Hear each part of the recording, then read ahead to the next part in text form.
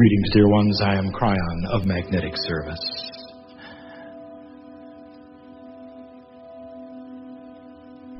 And there would be those who would say the transition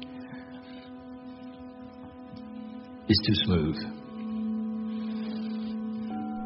That it's the man pretending in the chair yet again for his group. And if that is what you think, dear human being, then that is what you think.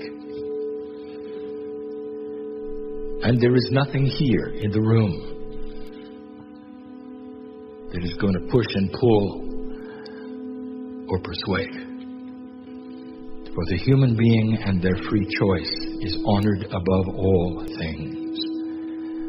There are many ways to discover the divinity inside. One of them is this way. By understanding that these messages could be significant, they come from the other side of the veil. They are angelic, if you can even define that. If you were to ask human beings if they would believe in a higher source, they would say yes. If you ask a human being what form that would take, they would be varied in their answer. And some of them would say that channeling is appropriate, and some would say it is not. The ones who would say it is not, however, would go into the forest first and take the hand of a tree and feel God inside. And there is no difference. Blessed is the human being who finds their divinity and the solace and the peace that they need in any way that suits them. And so it is not something that is presented for belief or for enjoyment. It is here to soothe that which needs to be soothed, to instruct that which needs to be instructed, to shake hands with a countenance that is divine within you. That is the purpose of the channeling of Kryon, of sitting in the chair. And before we begin the questions, I have only one thing to say. There is a connection between what you see outside, already know what is formulating in the consciousness of the potentials of the 11 who sit in the chair. It is not mind reading.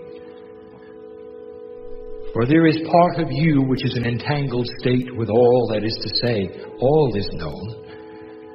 Not what you're going to do, but the potentials of what you might, based upon what is happening in your life, based upon what it is you bring to the table, as he say. We know the issues of the moment. And every single one of you who sits in the chair, you are not a mystery to us. There's great love for every puzzle that sits in the chair. Question, please. Greetings, Kryon. Thank you for your love. You have mentioned several times in sessions like this one that all light workers present will be reincarnating. My question is it possible to work towards not reincarnating anymore in a dimension like this? And if not, what happens with the work that Eastern spirituality has been doing for several thousand years about being liberated from the chain of birth and death? Thank you. Let us make some definitions.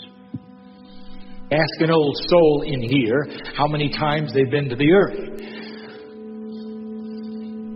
And if you could talk to the innate of the old soul, they would say, death has no sting. The worst part of death is the sorrow of those left behind. The one who goes through death, I would like to tell you, that soul is celebrating it. They come back with a new body. They carry in their Akash everything they ever learned. Old soul, did you know that? They come back enhanced past any lifetime they've ever had. In the birth-death cycle, that is a celebration. Now what happens when you die and you have nothing? Misery. No enlightenment. Civilization where it's been tough and hard and you're dying young. And now you're going to go back and do it again? Birth and death and birth and death. And that's a different cycle, isn't it? What old soul wants to be released from rejuvenation? Most will say, no. Now granted, I know who is here, and in the human mind, I know what you're thinking. You're tired. And if I would say to you, are you looking forward to coming back? You would say, no.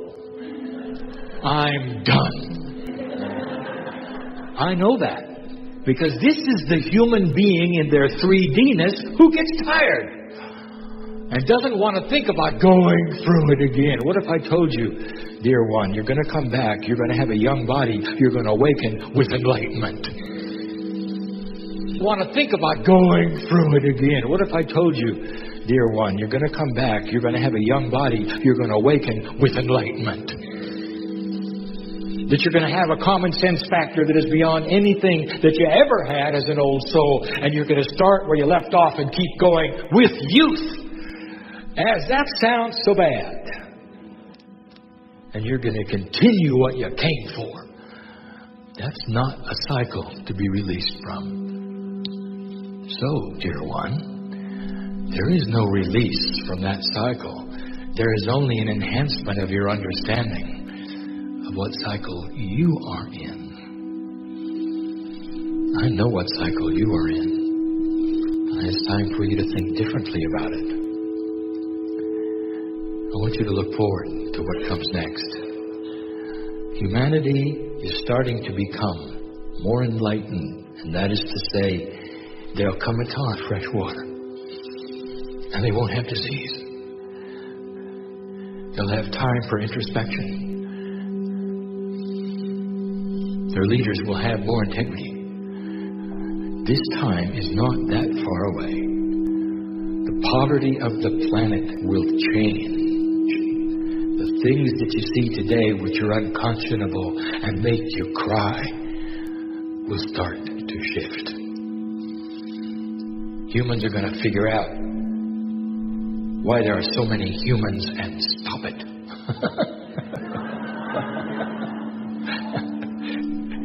Question Kryon gets answered asked all the time is, what are we going to do about population explosion? And the answer is, you know very well what to do. And already there are societies that will have plenty of new children, but they have zero growth. But they figured it out. They figured it out. That requires the human being become smarter and wiser. And dear one, that's going to happen. So the answer to this is there is no cycle to be released from when it comes to the cycle of light. Next question.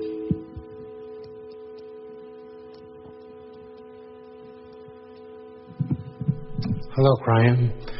You've always taught us of our connection to Gaia, and recently you've shared with us how Gaia has been here for possibly 4 billion years, getting ready for the existence of human beings on the planet, and we've been here for the very last moment of existence, particularly the days of dinosaurs and the evolution of the planet up to this point, and how it prepared us, Gaia, for us at this time.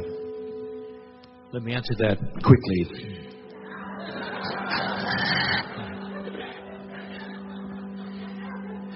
If you look at this logically, and I'm speaking logically with the intellect, and you study Earth history, it doesn't make sense that you would have mammals of the size and the complexity millions of years ago and no human beings.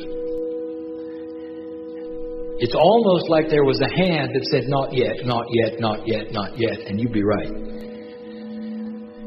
Someday, The anthropologist will calculate the odds against what happened. And you will see it manifested in the math, the P factor. And then you'll know something was happening against what happened. And you will see it manifested in the math, the P factor.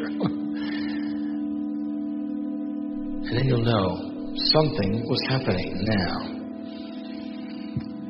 The anthropologists will back this up. The biologists know what I'm going to tell you now. Life had 5 starts and failed 4 times. It took thousands of years. That's just life. In other words, there was a hand holding back everything. 5 starts. The 5th one only got it right because there was the evolution of something called photosynthesis. There is evidence of the 4 other starts for you to look at and see. There is a plan. And so what I can say to you that is the short answer is that there is no evolutionary common sense to the evolvement of the human being. You should have been here a million years ago, and you weren't. Next question. Hi, Kryon. Ever since I was young, I've had a number of near-death experiences. Since then, I have studied with different people who also have had near-death experiences. The thing is, each one of them had a different reason why a person goes through a near-death experience. And I was wondering if you could talk about near-death experiences and what really is behind the veil. Thank you. When you were young, you are young. I mean, in this is complicated, and there are many reasons for what you would call near-death experiences. But let me tell you about one attribute for the light worker near-death experience. Now, this will be one who is involved in what you would call the metaphysics, beyond the physics. This is one who is deeply involved in perhaps spiritual work, and then will have a near-death experience. And I will tell you what it is. It is that karmic marker which had you die.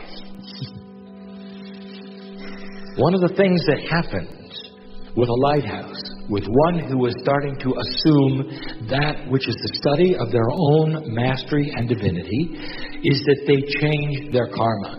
In fact, karma is an old energy system that keeps you learning on the planet. When you reached a certain point, not that long ago, when you started getting into the precession of the equinoxes, the things started to shift.